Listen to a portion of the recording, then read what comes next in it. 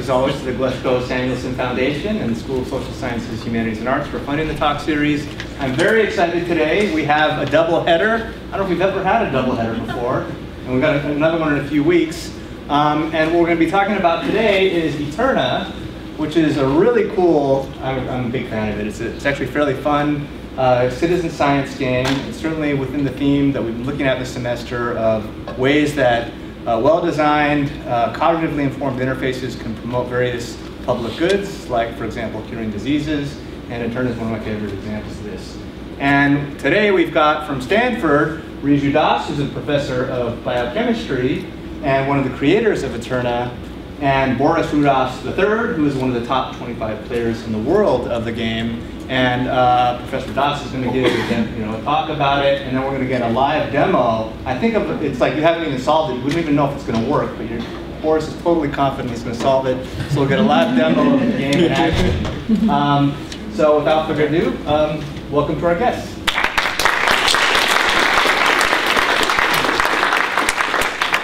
Do I need to be near a microphone to get picked up for the?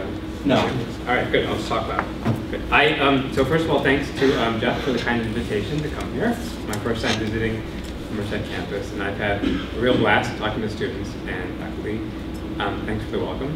And I'd like to thank Boris for also agreeing to take time out of his very busy schedule to come up and do a demo with me.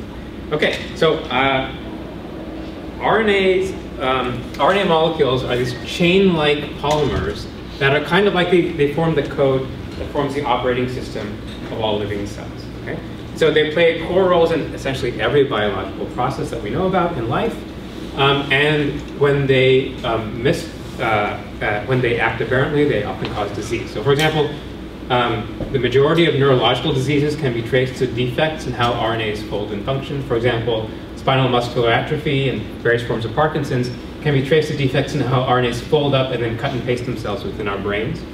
And many viruses in the news, ranging from flu to Zika viruses to HIV, have RNA-based genomes that harbor critical elements that are composed of RNA that are needed for their replication and their infection. So my lab and many other labs and companies around the world are trying to disrupt brain diseases and viruses by perturbing the RNAs that are involved in these processes. But some of us want to go a step further. We'd like to fight fire with fire. So what if we could disrupt an RNA disease by creating devices that themselves include RNA molecules as their functionally important pieces? Okay. So in all of these efforts, this is something I call Rna Nanotechnology or RNA medicine, and all the efforts in this field, they all come down at their heart to a basic biophysical problem that is actually a little bit tricky, and it's called the Rna Design problem. So imagine that this is a structure that you need to be a little branch, a little widget inside a device that senses HIV viruses and then releases an antiviral drug. Okay?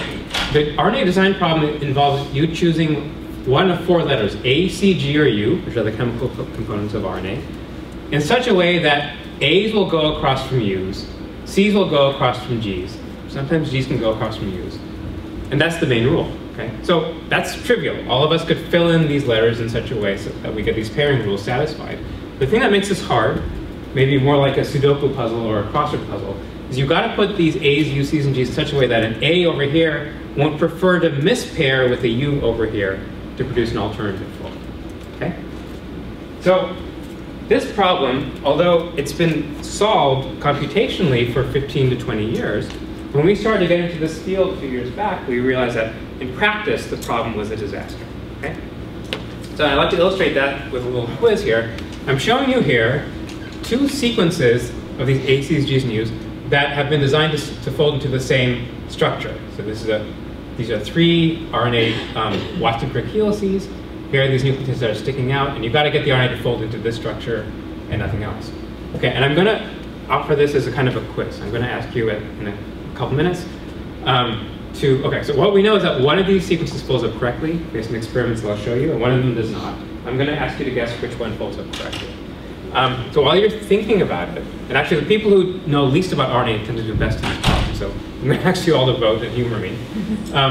I'm going to tell you a couple of things. So first of all, computers cannot tell the difference between these two sequences. If you stick either of these sequences into our favorite computational modeling methods, Vienna RNA structure, they both pass with flying colors, okay? And various metrics like how hot you have to heat the RNAs before they are predicted to unfold, or the probability of misfolding to alternative states, they both look perfect.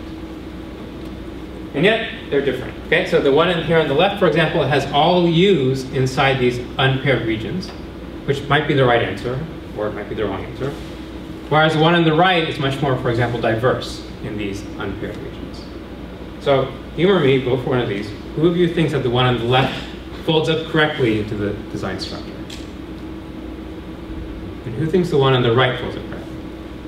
Okay, so in this case, the majority voted for the one on the right, and you're correct. The way that we know it is through a method called chemical mapping, or shape chemical mapping, where we create the RNA actually in a test tube. We hit it with a chemical reagent that marks the letters that are exposed to solvent and therefore not likely to be paired inside these helical stems. And I'm coloring the structure by these actual data, where red means something is hot or chemically reactive, and those should reside outside the paired regions. And the letters that are inside these paired regions should be frozen away from the chemical reaction, white. And this is about as good as it gets, okay? For the one on the left, the incorrect one, we've also carried out this chemical mapping. And while the tip of this structure looks okay, it's hot, at its very kind of fingertip, there are other sections of the RNA that are supposed to be sequestered inside pairs, but are actually hot, chemical reactive. And these unambiguously show that the RNA is not folding up correctly. Okay? And we've checked that this is not some experimental error. We've remeasured this RNA several times, partly because I'm actually the one who designed this RNA on the left, and that's the twist to the story. The one here on the left is created by a nominal, expert in RNA folding and design, me, whereas the one on the right was designed by a video game player named Rna, who had no prior expertise in RNA folding or design. So this is an anecdotal example of a human non-expert outperforming computers and experts. And it falls in a long lineage of successes in the field of citizen science. So these kinds of projects started in the early 2000s on the internet scale in the astronomy community, where NASA click workers and then the Zooniverse projects crowdsourced the classification of telescope images to classify craters on the moon, or to classify the shapes of galaxies in digital sky survey images. In 2008, the folded video game was launched, and I was a part of this launch, and it was the first example of such a game in the field of biochemistry. And this folded challenges its players to optimize in 3 dimensions the fold of a protein based on a simulated energy function that's computed as part of the game and shows up as a score in the game. The project I'm going to tell you about today is called Eterna, and it's unique in this lineage in that it includes experimental results as part of its gameplay. So unlike Folded, which just challenges players to solve puzzles totally in silico, okay, just to optimize a score function that you see in real time, Eterna actually asks players to look at prior experimental data and then to design the next round of experiments. So I'm going to show you how that works. Eterna's tagline was played by humans, scored by nature. And every week we've had a challenge shape. And players have access to this mildly addictive game-like interface to send back sequences of yellow, red, blue, and green letters that will then, that they hope will fold into the shape of interest. They then vote on which of these sequences they like best as a community. And then we take the top rank of these solutions and actually synthesize them in my lab at Stanford. We then return those data back to players, as well as summary scores saying, okay, was this problem solved or not? And if the puzzle has not yet been solved by the community, they have another crack at it in the next round. If it has been solved, they go to a more and more complex puzzle. Okay? And so you can see here, well, first of all, I just want to emphasize, so there's this gaming front end, but I really want to emphasize the cool part here, which is that we're actually making these sequences. And so just to underline that fact, I actually burned through my entire startup at Stanford making these random sequences from God knows who on the internet. And I hope that we can solve this problem. Okay, you can see here we're trying to get from hypotheses to experimental results to the analysis of those hypotheses to the next round of those hypotheses. And this is the first attempt then to crowdsource the entire scientific method, including experimental tests on the scale of the internet. So pretty soon after its launch in 2011, we started to see first compelling results. I'll take you through some of those. Okay, so our first shape was this finger-like shape. It's actually the one that I showed you earlier in the quiz. And for each one of these shapes, we make designs not just by players, but also by prior computer algorithms. In this case, 2 different algorithms that are widely used in Rna nanotechnology. And I'm not showing you here the full data sets, but just summary scores that go from 0 up to 100. 100 is the best. And above this line, above around 96, is indistinguishable from a perfect design given our experimental errors. Okay? And you can see here that these two design algorithms give 2 kinds of results. One is RNA inverse, gives a bunch of kind of A- results and a bunch of failing C or D results. While NewPack is doing very well, actually most of its designs are in the A to A+ range. How will the players do in comparison to these computers? Well, they did about as well as a bad algorithm. Okay, it's here in blue. And maybe that wasn't so surprising, because this was the first round of Eterna, and the players hadn't yet seen any experimental data. But by the second round, the players had been able to refine one of their first solutions into something that was close to perfect, and that was the one that I showed you as a success in the quiz slide. Then what was really remarkable was what happened over the next 6 months or so, okay, over about 24 more rounds of Eterna. I'll point to 2 trends in these data. Okay, so first, you'll see that the computer algorithms, which are in black and gray, their performance on these shapes is getting worse and worse and worse, almost monotonically, as these shapes are getting more and more complicated. In contrast, the players who started out not so great have been getting better and better and better, until finally by these last 2 rounds, the median score from the players, even the first time they see a puzzle, is better than the top score from the prior computer algorithms. And about a quarter of their designs are indistinguishable from perfect. So this is really exciting. Yeah, go ahead, questions. What's the, oh, sorry, go ahead. There you go. Sorry. So what's the horizontal dimension here? It's time. It's chronological time. So these are successive rounds, in blue in particular, these are successive rounds in which humans had a shot on target.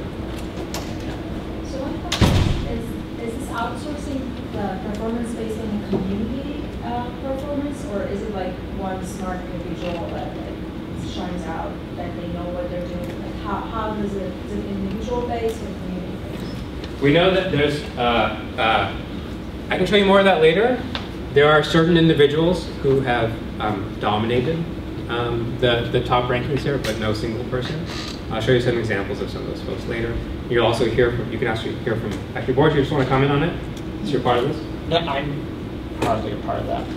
Okay, you're hardly a part of that? I didn't join until March of 2011, so yeah. I think the earliest one I participated on was the Branches Club. Yeah. So I should say that, oh, so that's this one.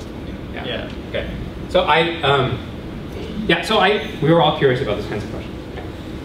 And on the one hand, my partner in this project, Adrian Troy, he's a hardcore computer scientist. He said, look, we got to kind of stop the project. I want to do a couple things. One is I want to go and work out a full model of the social behavior of the community to figure out what is leading to these, amazing results.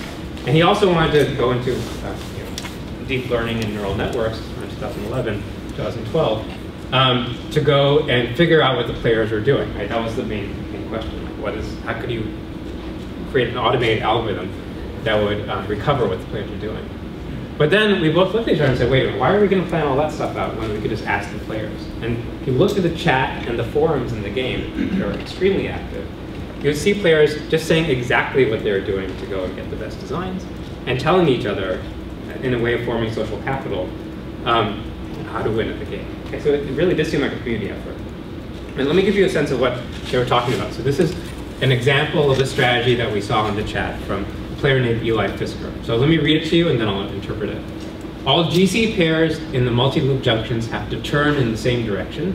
It's red nucleotide to the right, green nucleotide to the left. The exception is the GC pair connecting the multi-loop and the neck. Those are allowed to turn in both directions without being penalized. Okay, so at first when I read this rule, I had no clue what Eli Fisker was talking about, because there's no concept in the expert literature of turning in a certain direction or what a neck is. These are this new jargon that arose within the community of players who were solving the game. But when I asked the players to write a glossary of their terms, and they finally did, and then this actually turns out to make perfect sense to an expert. So they're making rules about where these nucleotides should go, 5' to 3' arrangements in RNA speak, around these loop areas. And it turns out these loops are the ones whose energetics are least understood in RNA folding. Many of the numbers for the energies for RNA folding here have just basically been made up by some experts as placeholders. Okay, so it makes sense that they're able to suss out rules based on experimental data that would help us fill in this model. But at the same time, I was worried that Eli's intuition here, or this rule, was confounded by his own human intuition. So we wanted a way to separate out their ideas from their actual human intuition. So we created a game within the game called the strategy market, where we rewarded players not just for successful designs, but for sharing with us their strategies in plain English in such a way that we could code them up into little Python snippets. And then we gave back rewards based on how well those data explain the success of prior experiments. Okay? And based on the correlation coefficient, we assign points.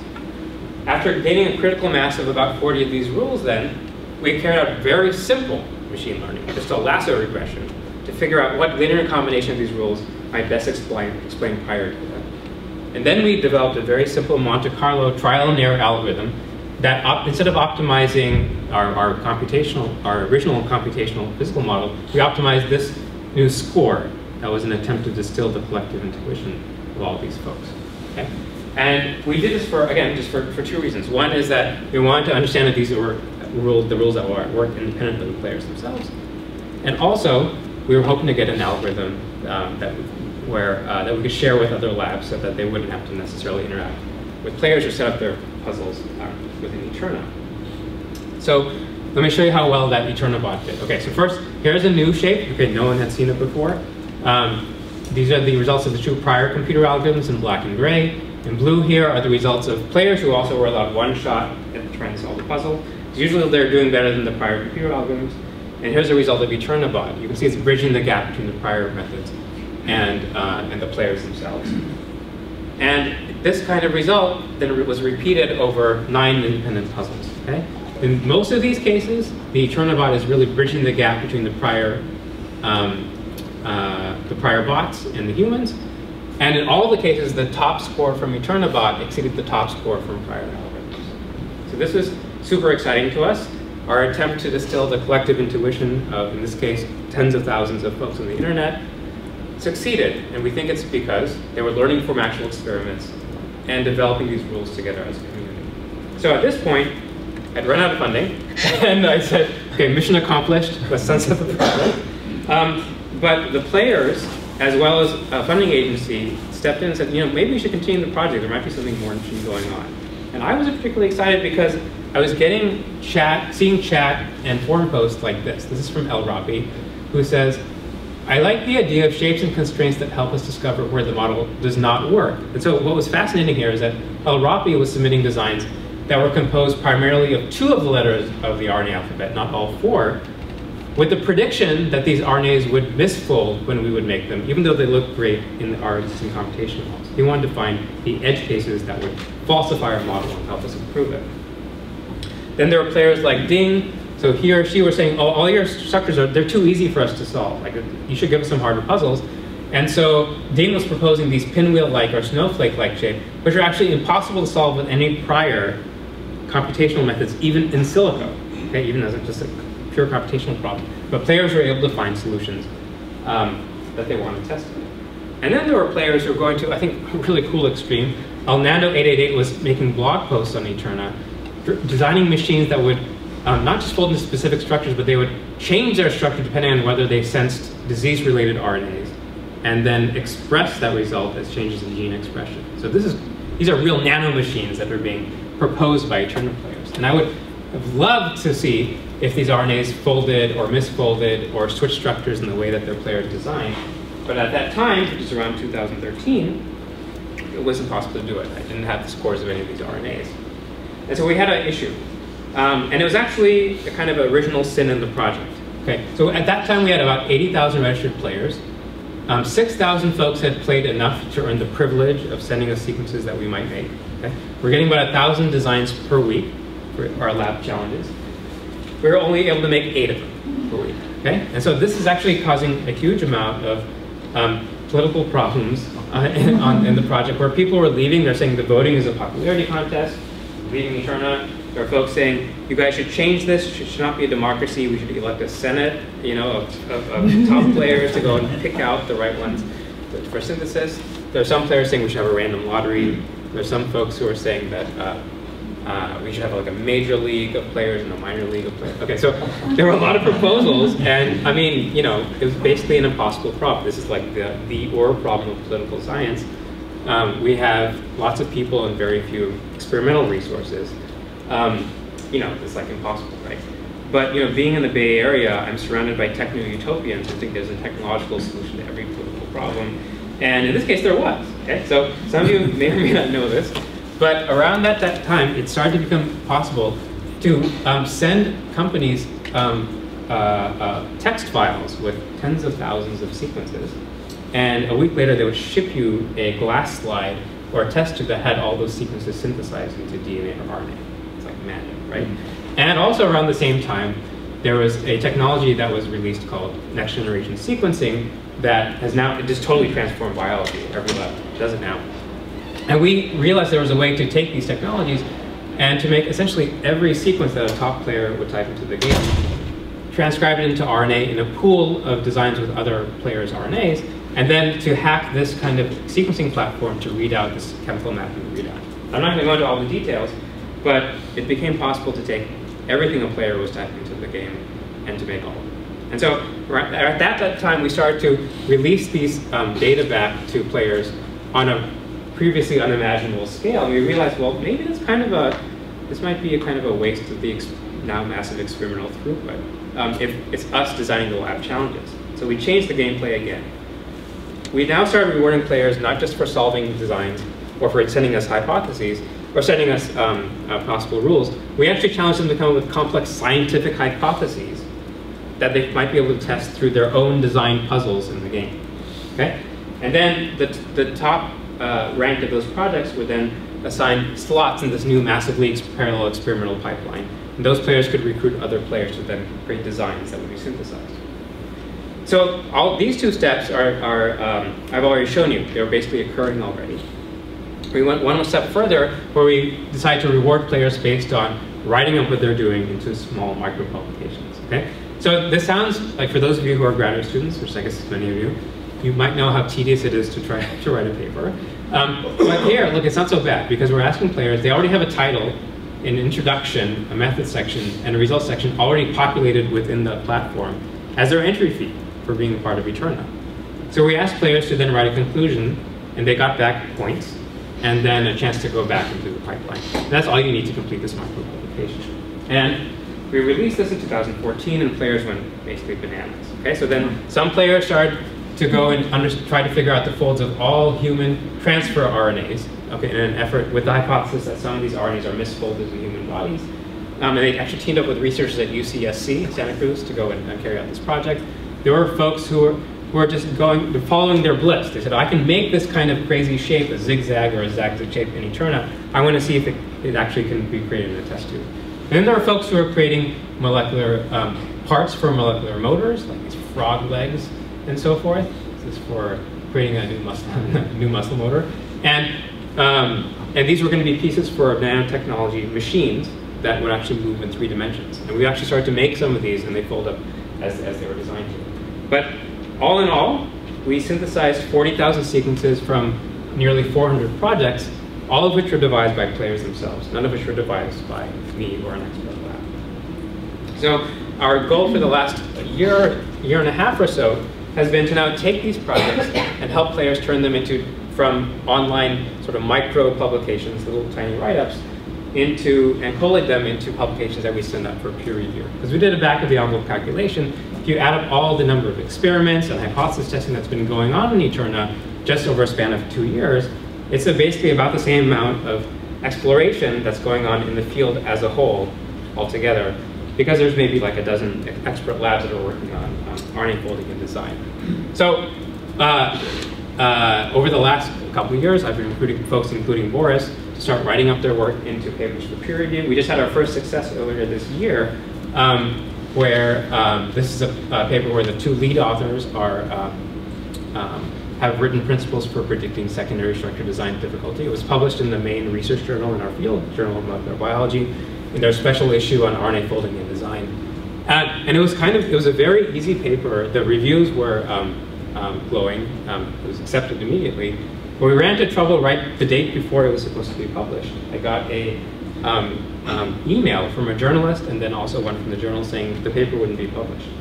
And I said, well, why? What's the problem? You guys accepted it. He said, well, at that time, the paper had the lead author names, including Matt's name, were their player names, not their real names, or pseudonyms, like Matt747. And they caught this. And they said, you know, we're not comfortable with this. We're going to have our ethics board of our publishers take a look at it. So this is a nail-biting scenario. Finally, the players themselves volunteered to have their full names published. So at least this time, we avoided, tragedy.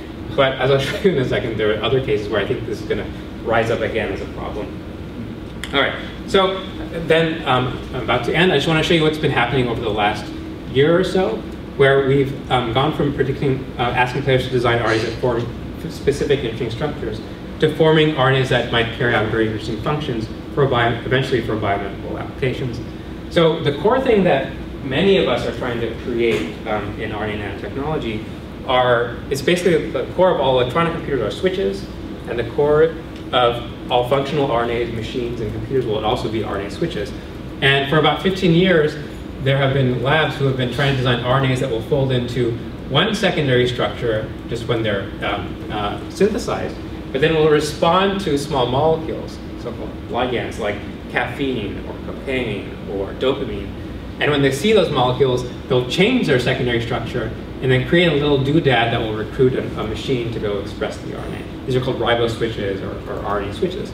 And there are tons of papers in this field that have created designer riboswitches for everything from caffeine derivatives to fluoride to dopamine to proteins to vitamins to everything else. And on the one hand, it's pretty impressive that the field can do this. And the so-called activation ratios, which is the expression of a gene with and without the ligand, are on the order of a few fold, which is enough to write a paper, enough to show a proof of concept. But there's something that's probably missing in this field. So if you do a back-of-the-envelope calculation for how much these switches should switch, given the amount of the small molecule around, the amount of cocaine around, and the intrinsic ability of these RNA segments to bind small molecules, there's a very simple mathematical expression for what the top ratio should be. Those are shown here in gold bars. In every single case, the actual molecules, riboswitches that have been designed, are tenfold worse and typically 100 to 1,000-fold worse than they should be with an optimal thermodynamic performance. So there's something wrong. And so we've been trying to go at this problem. And what the critical thing that's important is actually to further expand the throughput of the experiments. And also to change the puzzles. And so Boris is actually going to show you how to solve one of these riboswitch design puzzles. This is a short animation. You'll see that there the RNA changes structure, and that's the ligand binding, and now it's going back. So we deployed these about a couple of years ago. And then the really cool thing is, in collaboration with Will Greenleaf, who's a geneticist at Stanford, we're able to synthesize not tens of thousands of these molecules, but able to create them millions of these molecules and put them on a glass slide array, and then for each single one of them, look at their response to their ability to bind or turn on a gene or to bind a protein. And this is like a transformative technology. It requires repurposing Illumina next generation sequencers into specialized microscopes. And this is the technology that's only available at Stanford, fortunately at the lab that's down the hall from me. Okay, so each of these are Eterna designs, and each of these glowing dots is the response to these input molecules. There's input molecules that should turn on the RNAs, and there's an output binding event, which shows up as a glowing or fluorescence. And we return these data, again, back to players. We say, how well does your device respond to the output molecule in the presence and absence of a small molecule? This is called FMN, flavonoid mononucleotide. And we score the players by how well they're able to perturb this ratio, how big of a switch is occurring in the molecule. And again, I won't have time to show you all of the puzzles that we have been carrying out, but I wanted to show you one highlight, okay? And none of this is published. These are 3 different puzzles where we asked a player to sense a molecule called flavin mononucleotide, and then to bind a fluorescent protein called the MS2 protein. Doesn't matter what they are, it's just a toy puzzle. These are the results from 2 different computational algorithms, where this gold line, again, is the best that we expect to achieve just from a first principles calculation. 1 means no switching, okay? And the computers, well, at least they're doing better than 1, okay? They're switching a bit on average. And some of these are getting up to 10-fold activation ratios, but none of them are getting up to the gold bar. So in contrast, the players, I'm going to show different players in different colors here, are doing spectacularly better. And there are some players who are consistently achieving, for example, 10-fold activation ratios. And there are folks who are, again, consistently achieving designs that are up here at perfection. Okay? So this is the first time that we're aware of that someone's designed a riboswitch that actually works as well as it should be. And then something you might notice is that there's a point up here and a point up, a light blue point up here that is exceeding our, first principles calculation for how good the activation ratio should be. And that's real, actually.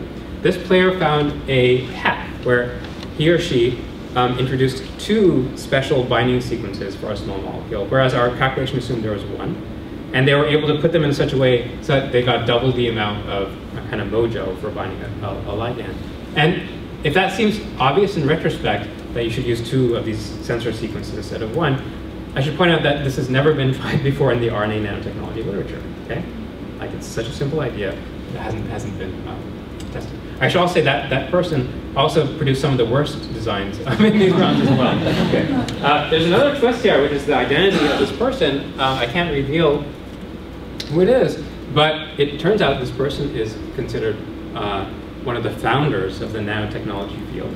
Okay, and if I told you this person's name, well, if I told another audience this person's name, almost everyone would recognize the name. But I'm pretty sure that this person doesn't want to be named as with the actual name on the upcoming paper. So I think we're going to run into this problem again where we're going to have to probably use a pseudonym. And then I'm going to run into this issue with the magazine I sent it to, or the journal that I sent it to. Okay, so anyway, quick summary. Eterna started out as an attempt to crowdsource the entire scientific method on the scale of the internet. And the shtick was we wanted to put experiments into the gameplay itself. Within months, the community of Eterna players became the best in the world at designing RNAs that would fold into specific structures. We then had a massive increase in experimental throughput that then allowed us to see if players themselves could lead the projects. And this is now leading to peer-reviewed publications in which the players themselves are writing the papers. And we just had another big jump in experimental throughput where we have now actually millions of data on about 40 different kinds of RNA functional puzzles. RNAs that sense different small molecules, but also RNAs that act as logic gates for binding more than one molecule, XORs, XNORs for those of you who care. We also have molecules that can carry out arithmetic based on the concentrations of other molecules. That's all stuff that people have been hoping for a long time in the RNA computing field that is now being achieved because of the Eterna project. Okay, so at the end of this part of the talk, I just want to thank the developers of the project. Adrian, Troy, and Ji-Young Lee were the folks who really wrote the game, the original incarnation of the game. So as they've been finishing up, their roles have been taken up actually by players who were recruited from the top 50 players. Both of these folks have decades of software engineering experience and then came in and said, okay, we're going to maintain the project.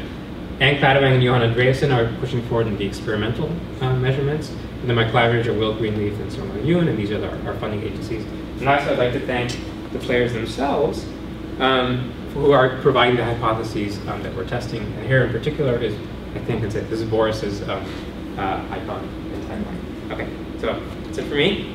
I can take more questions if you have any.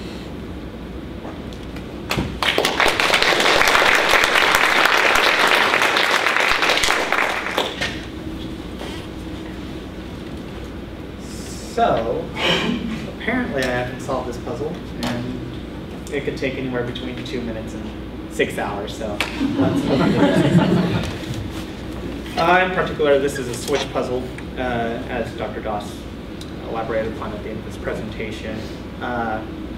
There isn't anything special here. There's no special by inside. This is just a part of the actual game where this little rotating, atom-looking thing is essentially representative of a small molecule binding to that loop. So to solve any of these puzzles, you have 3 base pairs at your disposal. You have an AU base pair, adenine uracil. You have a GC base pair, guanine and cytosine, and you have a wobble pair, uracil and guanine, where GC base pairs are the strongest, UA base pairs are the second strongest, and UG are fairly weak in comparison. For this puzzle, a lot of the bases are already locked, so normally we'll just start out with filling everything in. Since C can only pair with G, we'll start there. As you can see, bases on both sides of the puzzle are mutated at the same exact time. We'll go with AU base pairs.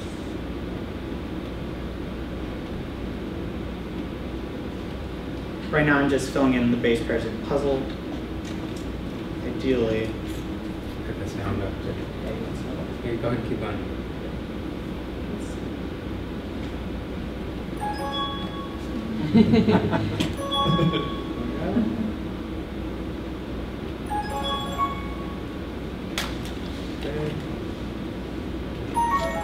I can go play by play while you're going. Sure. These boxes up here tell you whether certain constraints are satisfied. This RNA has to fold to 2 different structures, depending on whether there's a simulated small molecule around.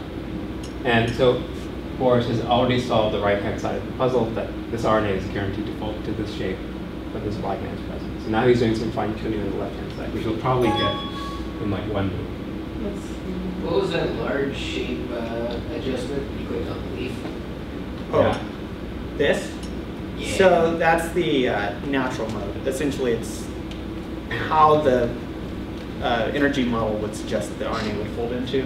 It's just a prediction based on what, like, a lot of Our current best energetic model and a great classical mechanics algorithm. Yes. But it's not a perfect prediction. Not perfect. So that tells you what it will fold into as it stands now, so to speak. So when you don't have that leaf clicked, it's showing the target for Right. it, and then when you click the leaf, it shows you what it will actually form into, basically. Correct. Okay. Let's see.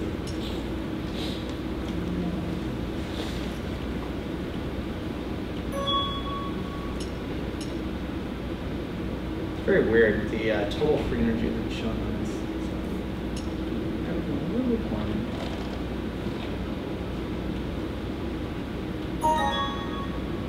Almost there. Yeah, it should just, You should boost a little. yeah. There we go. Yay!